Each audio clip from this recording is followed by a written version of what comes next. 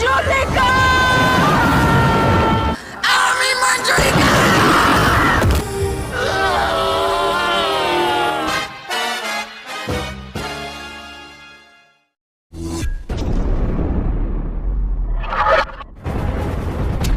Halo Galapers, welcome back to my channel Trending Gelo. Kali ini kita akan rangkum alur film India berbahasa Hindi dengan judul Bhool Bhulaiyaa 3. Film yang dirilis tahun 2024 ini dibintangi oleh Kartik Aaryan, Tripti Dimri, Vidya Balan, dan Madhuri Dixit. Bhool Bhulaiyaa 3 berkisah tentang misteri hantu Manjulika yang dibakar hidup-hidup. Arwah gentayangan ini kemudian menghantui sebuah istana. Dan yang bikin semakin gelo adalah misteri ini ternyata penuh dengan plot twist di akhir cerita. Seperti apakah keseruan dari cerita film yang satu ini? Penasaran? Nah makanya simak rangkuman alur film ini tanpa skip biar ketemu magisnya film ini. Dan jangan lupa subscribe agar bisa mendapatkan updatean terbaru film keren India lainnya spesial di channel Trending Gelo. Oke Gelovers, tanpa banyak basa-basi kita langsung ke TKP.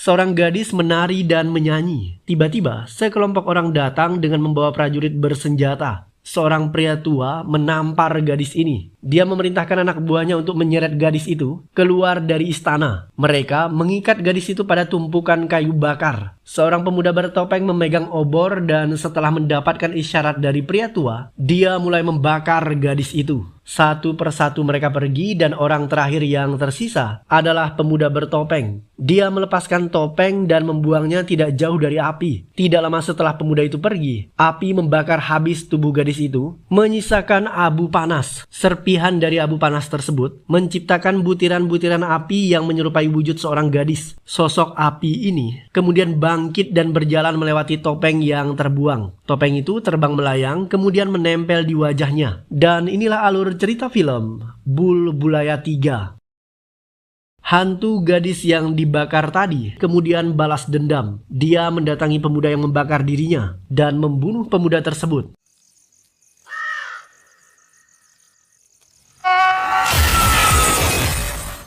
"200 tahun kemudian, ada dua pemuda pengusir hantu yang sangat populer. Mereka adalah Ruh dan Baba. Ruh nama aslinya Tilu dan dia bertubuh pendek. Sedangkan Baba nama aslinya adalah Rohan. Sebenarnya mereka berdua ini adalah pengusir hantu gadungan. Sebelum beraksi, Ruh dan Baba bekerja sama dengan orang-orang yang dia kenal. Misalnya pemuda yang satu ini, dia punya masalah karena ketika mabuk, pemuda itu secara tidak sengaja membakar sebuah bar. Untuk mengganti biaya kerusakan, dia tidak bisa meminta uang secara langsung dari kedua orang tuanya. Pemuda ini meminta bantuan Ruh dan Baba. Dia pura-pura kesurupan. Ruh dan Baba datang mengusir hantu menggunakan minyak suci dan mereka dibayar mahal oleh orang tua pemuda tersebut. Uangnya akan dibagi dua, sebagian untuk mengganti kerusakan bar dan sisanya masuk ke dompet Ruh dan Baba. Ketika Baba melakukan aksinya, si kecil Ruh akan menekan tombol lampu atau suara tertentu sehingga suasana berubah menjadi seram dan orang-orang jadi percaya bahwa mereka bisa mengusir hantu. Popularitas Ruh dan Baba semakin melejit dan mereka menjadi terkenal. Suatu hari seorang pria kaya menjebak Ruh dan Baba. Pria ini meminta Ruh dan Baba memanggil arwah putrinya yang meninggal akibat kecelakaan. Ruh dan Baba mulai beraksi, tetapi di luar dugaan, arwah wanita itu benar-benar muncul. Ruh ketakutan dan ia pingsan. Sementara Baba, dia menangis seperti seorang bayi. Ternyata wanita itu bukanlah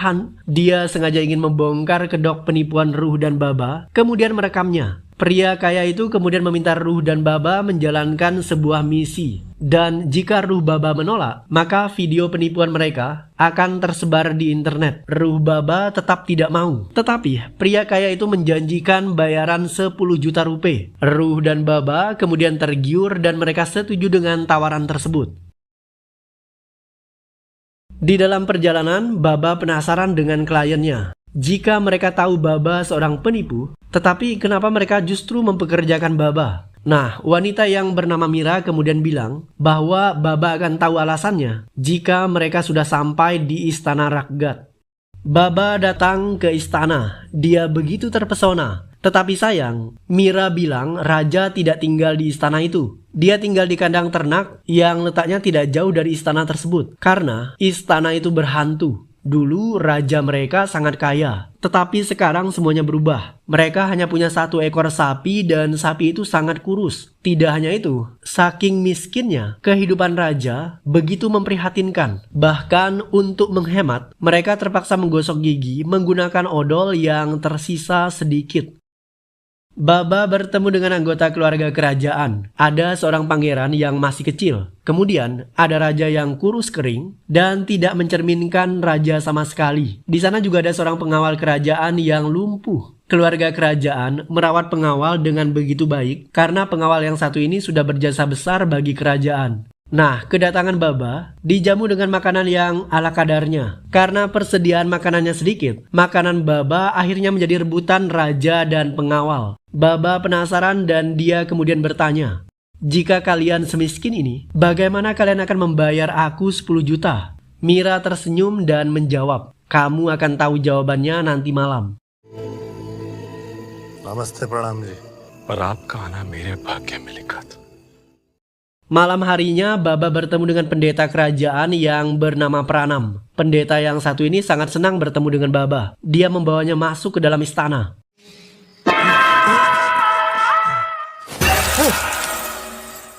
Baba, Pranam, dan Mira masuk ke dalam istana. Baba melihat lukisan yang seolah-olah hidup. Alangkah terkejutnya Baba setelah melihat lukisan pangeran kerajaan, karena ternyata pangeran yang bernama Debendra wajahnya mirip dengan wajah Baba. Pendeta bilang Baba adalah reinkarnasi dari pangeran Debendra. Pendeta mulai bercerita, raja memiliki putri tunggal bernama Manjulika. Dia sangat pandai menari dan juga bernyanyi. Tidak hanya itu, Manjulika juga seorang petarung yang hebat. Manjulika yakin jika dia akan menjadi penerus tahta kerajaan ayahnya. Tetapi sayang, raja selingkuh dengan dayang kerajaan dan mereka melahirkan seorang putra bernama Debendra. Raja bahkan mengangkat Debendra menjadi pewaris tahta. Hal ini membuat Manjulika tidak terima. Dia membunuh pangeran sehingga memantik kemarahan raja. Raja kemudian membunuh Manjulika seperti adegan di awal film. Setelah tewas, Manjulika bangkit dan membalas dendam. Dia membakar ayahnya sendiri.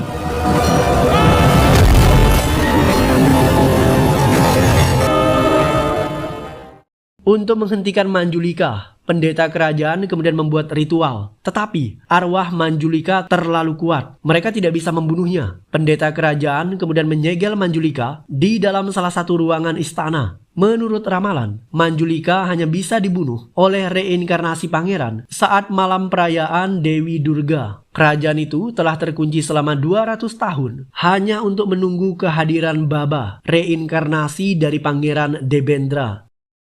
Baba tidak mau bertarung dengan Manjulika. Dia ingin melarikan diri. Tetapi pendeta berusaha meyakinkan Baba bahwa hanya Baba yang bisa mengalahkan hantu Manjulika. Karena Baba adalah reinkarnasi pangeran kerajaan Debendra.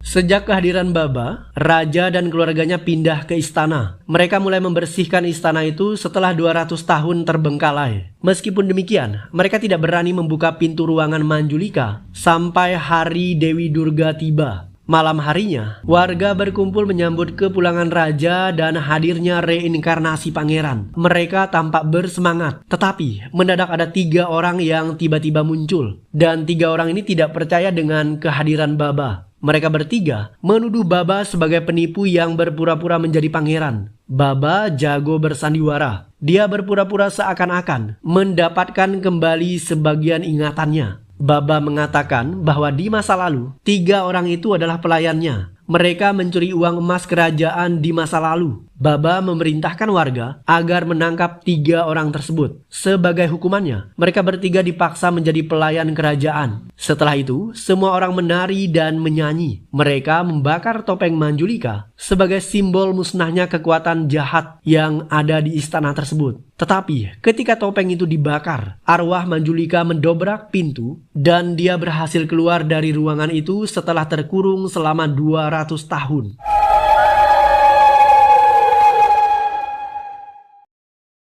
Manjulika menyamar menjadi gadis cantik bernama Malika. Malika mengaku jika dirinya adalah utusan perusahaan untuk merenovasi istana tersebut. Kebetulan, Mira memang sudah menghubungi perusahaan itu. Malika kemudian tinggal di istana sambil mengawasi kegiatan renovasi.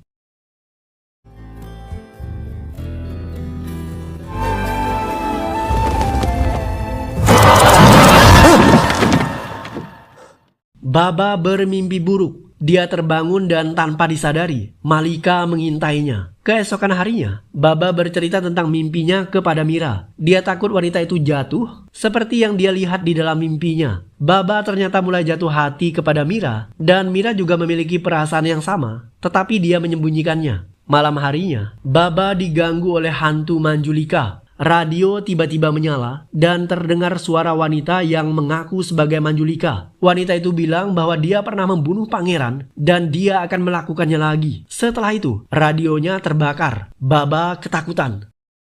Manjulika.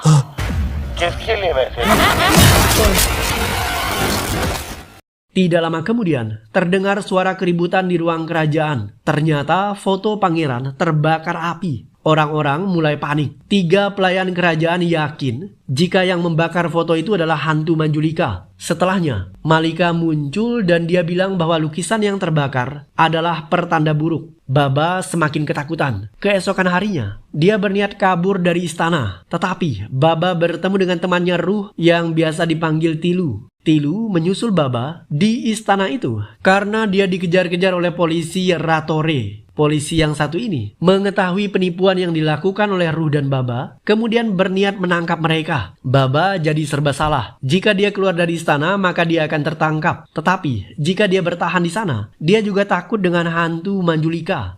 Baba jatuh hati kepada Mira. Suatu malam, dia mencoba merayunya. Tetapi Mira tidak mau. Seketika, mereka berdua mendengar suara wanita berteriak dari kejauhan. Baba mencari sumber suara tersebut. Mereka menemukan gembok segel kamar Manjulika sudah terlepas dari pintu. Baba terus mencari sumber suara itu. Dan di sana, mereka melihat sosok wanita memakai selendang yang menutupi wajah. Sosok itu berteriak kencang dan mengatakan, "Pergi dari tempat ini, atau aku akan membunuh kalian semua." Mira dan Baba ketakutan. Mereka berlari dan bersembunyi di sebuah ruangan.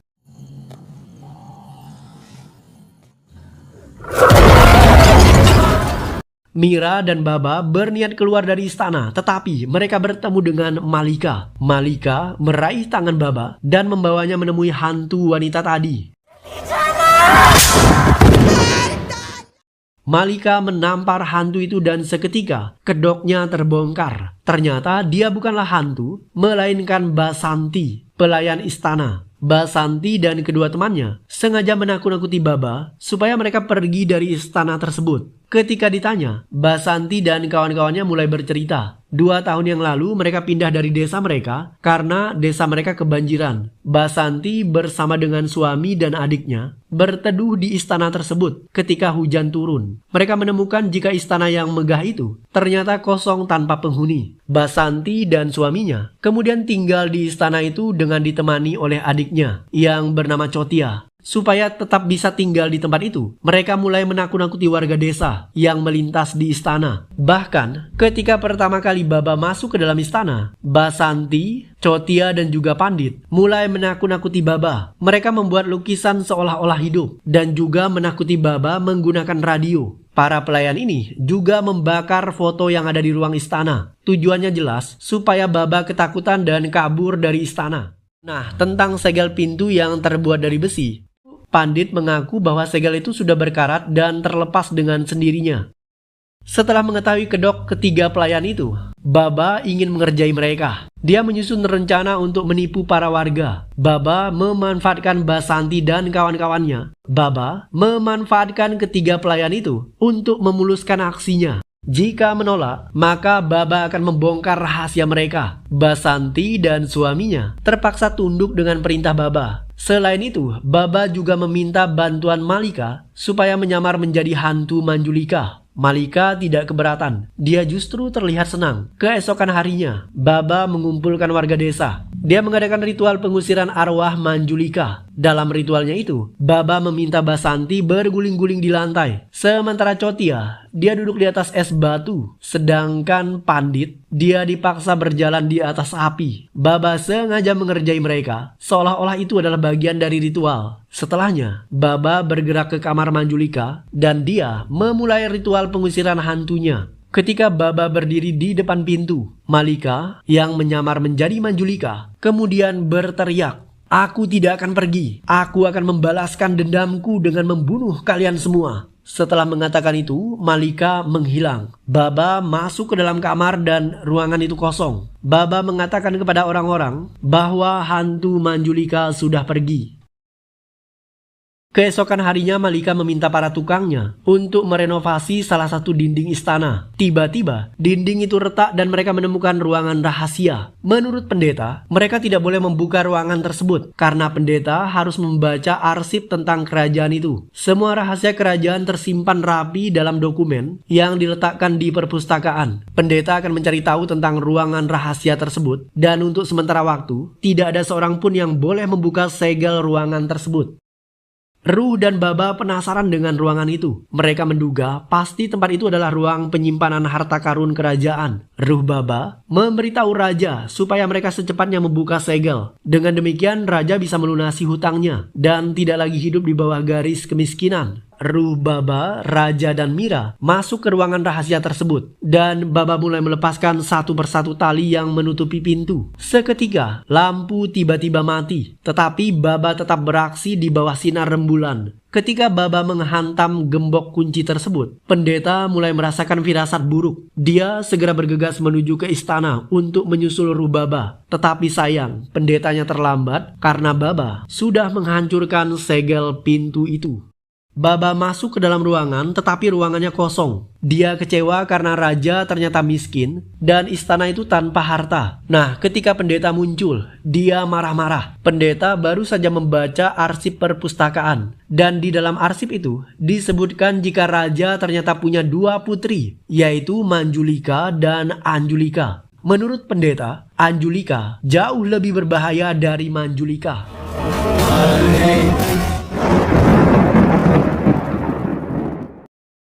Film beralih ke flashback 200 tahun yang lalu. Hari itu hari perayaan Dewi Durga Astami. Anjulika dan Manjulika menari di istana untuk menghibur ayah mereka. Setelah tariannya selesai, raja justru menyerahkan tahta kerajaan kepada anak dari selirnya, yaitu Pangeran Debendra. Dan hal itu membuat Anjulika dan Manjulika begitu kecewa. Baba menonton TV dan di sana dia melihat seorang wanita dengan wajah ditutupi selendang. Wanita itu mirip dengan lukisan yang ada di dinding.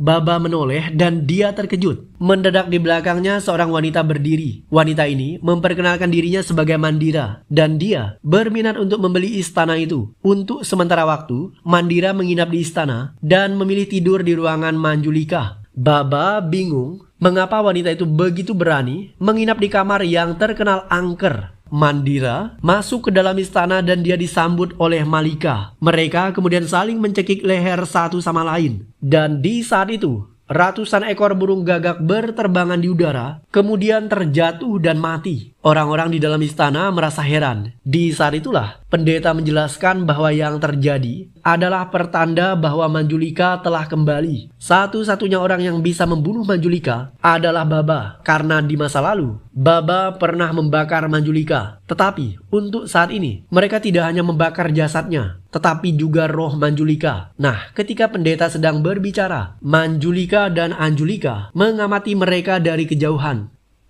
3 pelayan mulai bersih-bersih ruangan istana dan mereka menemukan lukisan Ratu Manjulika. Lukisan itu terbungkus kain dan ketika dibuka, Malika secara sengaja menumpahkan cat sehingga lukisan wajah Manjulika tidak bisa dilihat oleh Mira dan 3 pelayannya. Sementara Rubaba, dia sedang bersama dengan Paman Mira. Paman Mira ingin memilih beberapa pakaian, tetapi mendadak pakaiannya berubah menjadi hantu. Melihat hantu itu, Tilu pingsan dan Baba segera membawanya kabur dari tempat tersebut. Mereka bertiga berlari ketakutan dan bertemu dengan Mira. Paman Mira mengatakan jika istananya berhantu, dan setelah mereka pergi, mendadak bayangan hantu muncul di samping mereka. Baba berlari ke ruang tamu dan di sana dia melihat Raja sedang negosiasi dengan pembeli istana. Raja tidak setuju istananya dijual dengan harga 8 miliar. Dia ingin meminta lebih. Raja bahkan dengan arogan mengoyak cek yang telah diberikan oleh pembeli. Di saat itulah Baba berkata jujur. Dia mengaku jika dirinya bukanlah pengusir hantu. Dia seorang penipu. Raja terbakar amarahnya, tetapi dia tidak bisa berbuat banyak karena ceknya sudah terlanjur disobek. Baba kemudian memberikan tawaran solusi kepada Raja. Menurutnya, mereka harus menjual istana itu kepada Mandira karena Mandira berminat untuk membelinya. Ketika ditanya, Mandira mengaku siap membeli dengan harga 10 miliar, tetapi Mandira meminta satu syarat. Mandira akan membeli istana setelah hari Durga Astami tiba, dan hari itu akan dirayakan 2 hari kemudian. Seketika, muncul seorang pengusaha kaya bernama Vicky Kana. Vicky mengaku siap membayar harga 10 miliar dan menuntaskan transaksi hari itu juga. Akhirnya, Raja menerima tawaran Vicky. Vicky mulai berkeliling. Dia masuk ke dalam ruangan kerajaan. Di sana, ada Malika yang memegang kursi tahta kerajaan itu. Vicky meminta kursi itu diangkut ke rumahnya karena dia akan menyulap istana itu menjadi hotel dan ruangan raja akan diubah menjadi bar. Setelah transaksi selesai, istana itu secara resmi akan menjadi milik Vicky besok harinya. Tetapi sayang, ketika Vicky pulang, dia justru diserang oleh hantu.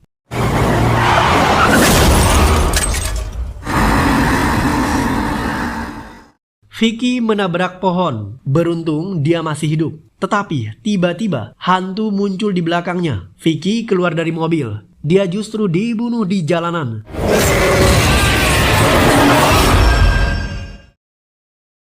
Mira masuk ke dalam istana dan dia melihat Malika duduk di kursi tahta kerajaan. Mira heran bagaimana bisa kursi itu ada di sana. Bukankah Tuan Vicky Kana telah membawanya pulang?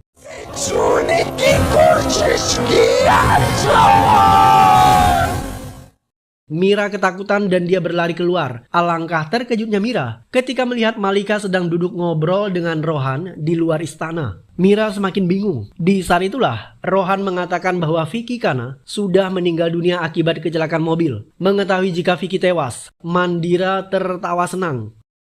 Malam harinya, Mira dan Rehan berdebat tentang Malika dan Mandira. Menurut Mira, kemungkinan Malika adalah Manjulika karena dia sangat menginginkan tahta kerajaan. Sedangkan menurut Rohan, Mandira adalah Manjulika. Mandira pernah menolak ketika diminta masuk ke dalam kuil. Selain itu, dia juga mencurigakan karena tiba-tiba berniat membeli istana itu padahal dia tahu jika istananya berhantu. Nah, malam harinya, Rohan kembali diganggu oleh hantu. Dia melihat Mira yang terbaring di sampingnya, dan Mira seketika berubah menjadi hantu.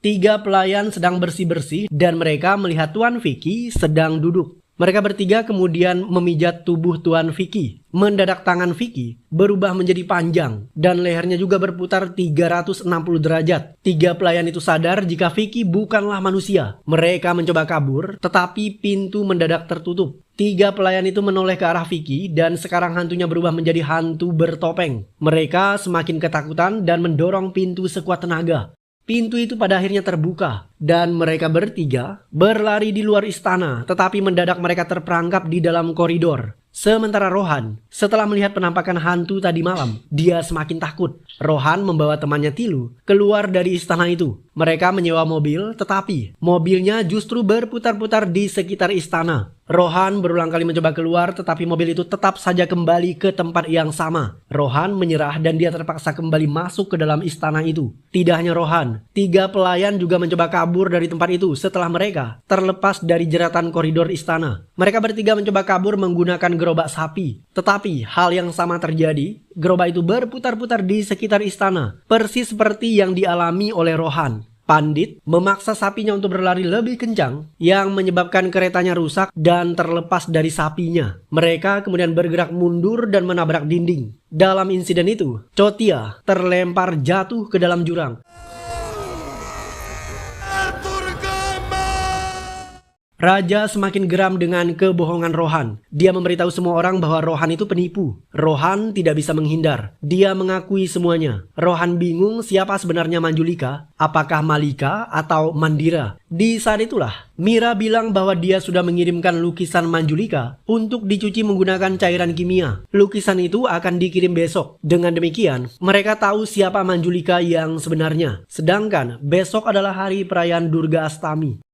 Keesokan harinya, Rohan menggunakan pakaian pengusir hantu. Rohan merasa percaya diri dengan penampilannya saat ini. Dia butuh minyak suci yang biasa dia gunakan. Tetapi sayang, minyak suci itu habis dan hanya tersisa sedikit karena dipakai oleh Pandit dan Basanti. Mereka berdua punya banyak kutu dan butuh minyak suci itu untuk membersihkan kutu dari kepala mereka. Rohan semakin marah dan frustasi. Dia tidak tahu bagaimana harus berhadapan dengan penyihir jahat Manjulika. Tiba-tiba, Rohan melihat Mira berdiri di dalam sebuah ruangan. Dia hilang kesadaran dan berniat membakar dirinya sendiri. Rohan segera merebut korek api itu dari Mira, dan dia berteriak kencang menyadarkan Mira. Pada akhirnya, Mira selamat. Mira bilang dia tadi sempat bersama dengan Mandira, dan tiba-tiba saja dia kehilangan ingatannya. Rohan marah. Dia segera mencari Mandira. Tetapi di saat bersamaan, lukisan sudah dibersihkan dan dikirim melalui ponsel. Ternyata Mandira bukanlah Manjulika.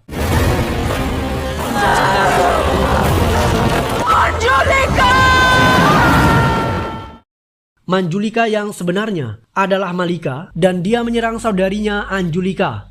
Manjulika turun ke bawah dan melempar saudarinya itu. Sekarang dia mencekik Rohan. Tanpa disadari, Rohan menabur minyak suci yang tersisa di sekeliling Manjulika dan menyalakan korek api. Lingkaran api menyala dan Manjulika tidak bisa keluar dari sana. Rohan melompat dari kobaran api itu dan dia memeriksa keadaan Mandira. Di saat itulah Mandira berkata, "Kau membakar orang yang salah. Akulah Manjulika." Mandira mengambil tahta dan duduk di singgasana idamannya. Sementara Malika jatuh pingsan dalam kobaran api. Pendeta datang untuk mencegah itu. Tetapi Mandira justru menyerang pendeta.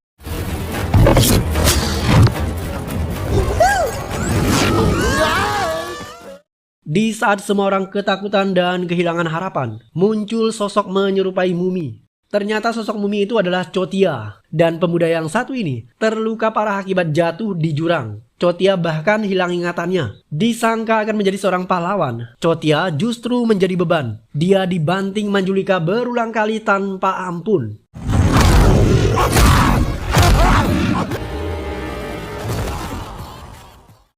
Rohan membangunkan Malika. Dia juga mengambil korek api dan minyak suci. Rohan siap membakar Mandira. Tetapi Malika melarangnya dengan berkata, "Jangan bakar saudariku, karena selama ini kami berdua bukanlah hantunya." Setelah Malika berkata demikian, arwah yang menguasai Mandira kemudian keluar dari tubuh jahat dan arwah itu memakai topeng. Saat dibuka, ternyata dia adalah Pangeran Debendra. Rajkumar Debendranath. Setelah dinobatkan menjadi raja, malam harinya Manjulika dan Anjulika berniat membunuh Debendra, tetapi mereka membatalkan niatnya itu setelah mengetahui jika Debendra agak lain. Raja yang satu ini punya jiwa feminim. Debendra sangat suka menari dan menyanyi, dan dia juga mengaku tidak mau menjadi raja. Nah, untuk menjebak Debendra, Anjulika dan Manjulika mengajak Debendra untuk menari. Ketika Manjulika sibuk menyanyi dan Debendra asik menari, Anjulika justru melapor kepada sang ayah. Maharaja datang dan dia murka setelah melihat raja pilihannya adalah seorang waria. Maharaja memerintahkan panglima perang untuk membunuh Debendra. Maharaja juga kecewa dengan sikap putri-putrinya yang dianggap culas dalam menjatuhkan Pangeran Debendra. Karena itulah Maharaja tidak memberikan tahta kepada kedua putrinya itu. Sebagai gantinya, Manjulika dihukum dengan tuduhan sebagai pembunuh Debendra, sedangkan Anjulika akan dihapus namanya dari daftar sejarah kerajaan. Mereka berdua kemudian diasingkan.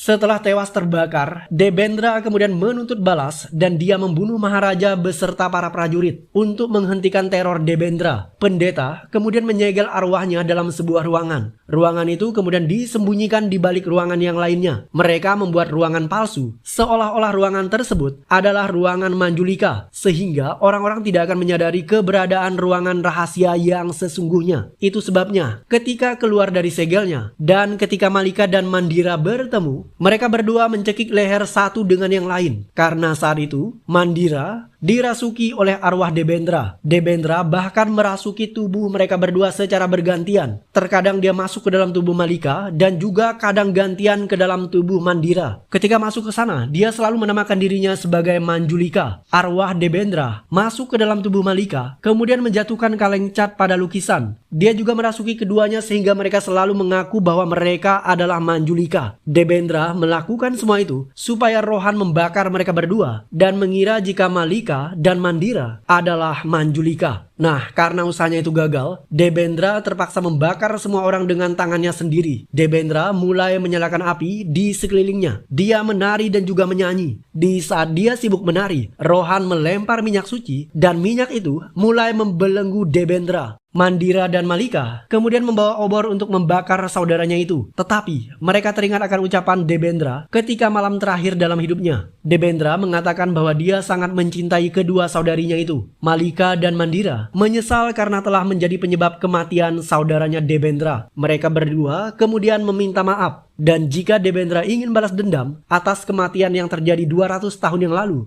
Malika dan Mandira siap dibakar hidup-hidup asalkan Debendra melepaskan para sandera yang lain. Mendengar keikhlasan dari kedua saudarinya, Debendra menangis dan dia berteriak histeris.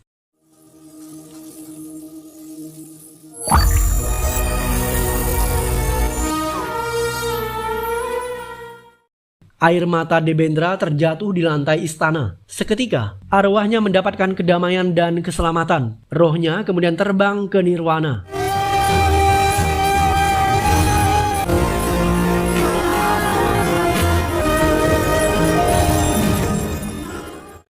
Di akhir film, Malika dan Mandira bercerita bahwa ternyata mereka berdua adalah reinkarnasi dari Manjulika dan Anjulika. Itu sebabnya Malika merasa seakan dia ditakdirkan untuk memiliki hobi renovasi bangunan antik. Dan hingga pada akhirnya, dia ditugaskan atasannya untuk merenovasi istana Raghad. Sementara Mandira, dia bukanlah agen properti yang ingin membeli istana. Karena Mandira adalah agen polisi Ratore yang menyamar dan ditugaskan untuk menyelidiki kasus penipuan yang dilakukan oleh Ruh Baba. Setelah mengetahui jika Mandira akan menangkap dirinya, Rohan akhirnya jatuh pingsan.